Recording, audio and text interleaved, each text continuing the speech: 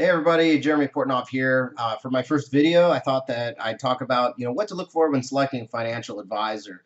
Since this is such an important decision, after all, your advisor is going to help you make some of the most important financial decisions of your life. So it's a good idea to know what you're getting when you choose who you're going to work with. The challenge is that there's a lot of people out there providing some kind of financial advice, and many use the terms, financial planner, financial advisor, wealth manager. There's a lot of these different terms, and so it's really important to understand, what's the difference and what's the deal with all the letters after advisors' names. So unfortunately, in this field, there is no formal education requirement to give financial advice. There's securities licenses, but those allow you to sell financial products for commissions. And unless they're a fiduciary, an advisor is actually not required to act in your best interest, which is really strange if you think about it. To be a doctor, for example, you have to go to medical school. You have to pass a series of difficult exams and take an oath to uphold ethical standards. Now, shouldn't you expect the same from your financial advisor, that they've completed an accredited financial planning education program, passed an appropriately rigorous exam to demonstrate minimum competency, and taken an ethical oath to always act in your best interests?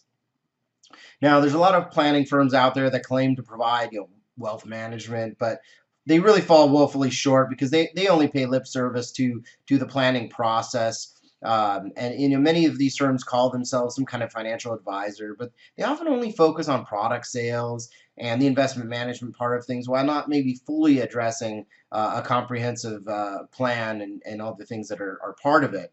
Now, this can lead to unintended consequences because you may not know what you're receiving. You might not know what you don't know. You don't know that you're not getting the advice and the guidance that you need in these other areas besides investments. So as far as business practices go, I think it's important to know, are they fee only or do they sell financial products for commissions? Now, financial products are necessary for implementation of a financial plan, and commissions are not inherently bad. However, there are plenty of conflicts of interest, and it can be difficult as the client to know if your interests are coming first, or is it because the seller of the product can make a higher commission? Are they recommending one over the other because there's a bonus involved or something like that?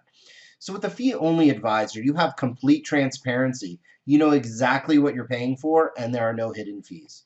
Are they fiduciaries required to act in your best interest? Those who sell securities or securities licensed or insurance licensed, they need only recommend what is suitable for you, and that's not necessarily what's in your best interest. This standard for suitability is much lower than what's in someone's best interest. And this is an area with a lot of confusion because if you ask most people if their broker or advisor is required to act in their best interest, most people are going to assume yes. However, probably in the vast majority of cases, that they may not be. Now, a registered investment advisor, or an RIA for short, this is someone or a firm that registers either with the SEC directly or the states in which they do business. Now, they're a fiduciary by law.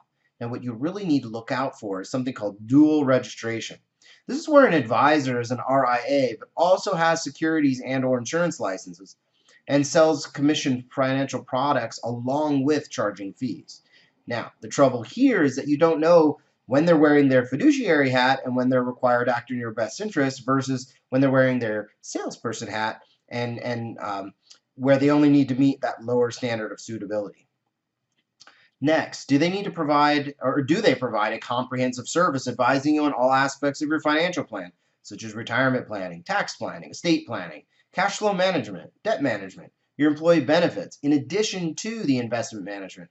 Or do they only seem to give investment advice or manage the investments? Is that what they pay attention to? Just advising you on managing your investments does not constitute a financial plan.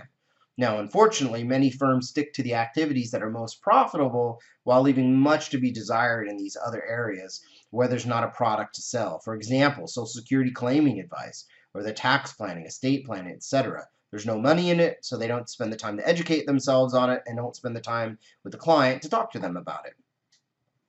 Lastly is education and credentials. As mentioned previously, there is no formal financial planning education requirement to give financial advice like there are requirements for doctors and nurses and attorneys, etc. There is a financial planning school, however, it's not required. All one needs to do is pass a few relatively easy securities license exams. For example, to sell mutual funds and annuities, you need a you need a Series 6 license and an insurance exam. You can get the book for these things and study for a couple weeks and then pass.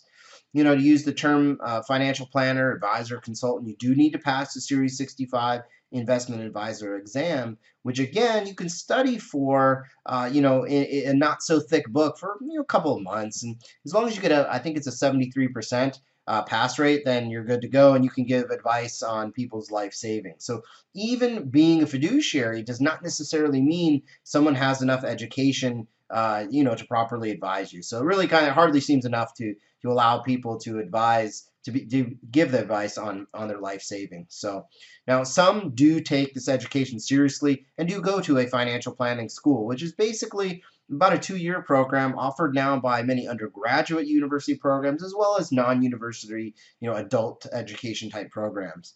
These programs have to be approved by the CFP board. CFP is Certified Financial Planner. And so the CFP board will set the education requirement for becoming a CFP, a Certified Financial Planner. Now, the importance there is that the CFP designation, it's considered the gold standard for establishing what is referred to as a minimum competency. And it's regulated by the CFP board, who set forth the requirements for the knowledge in all of the topic areas to believe to be necessary to provide comprehensive financial planning advice to individual people. Now, once the education is completed, the candidate must sit for the comprehensive exam, which tests abilities to apply financial planning knowledge to real-life situations. The exam covers 72 principal knowledge topics in areas of professional conduct and regulations, general financial planning principles, education planning, risk management, insurance planning, tax planning, retirement planning, savings and income planning, estate planning, along with many others. Now, once passing the exam, the candidate must have at least 3 years experience to use the marks of CFP and must uphold the principles of integrity, objectivity, fairness, confidentiality, and professionalism as outlined in the CFP board's code of ethics. Now, again, this would be considered minimum competency. There are other credentials out there like CHFC or Chartered Financial Consultant, which is one of the only other top financial planning credentials as it tests on a similar body of knowledge. However, CFP won out just kind of as the standard, just kind of like the VHS won over Betamax. So if you don't know what Betamax is, if you don't know what VHS is, definitely Google that. That probably means you're relatively young, and if you're listening to this video, that means that financial planning is important to you. So that's great that you've gotten started early.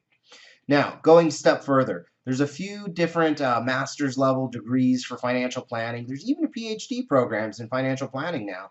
However, these are more for doing research and those who want to teach financial planning courses rather than work with individual clients. So it's a little bit of an overkill. Now, many advisors get the CFP, but they stop there. Now, the thing is, there's much more to know, especially with respects to investment management. And that's where credentials such as CFA, or Chartered Financial Analyst, and CIMA, which is Certified Investment Management Analyst, come into play. Advancing one's education and knowledge.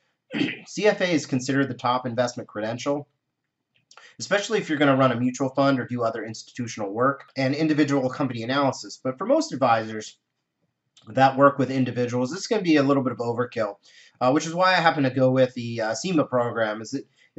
Education was still like the investments portion of the CFP, but on steroids. It was much more involved, much more detailed, and the depth of knowledge was much more in CFP, and it was really better suited to working with individual clients.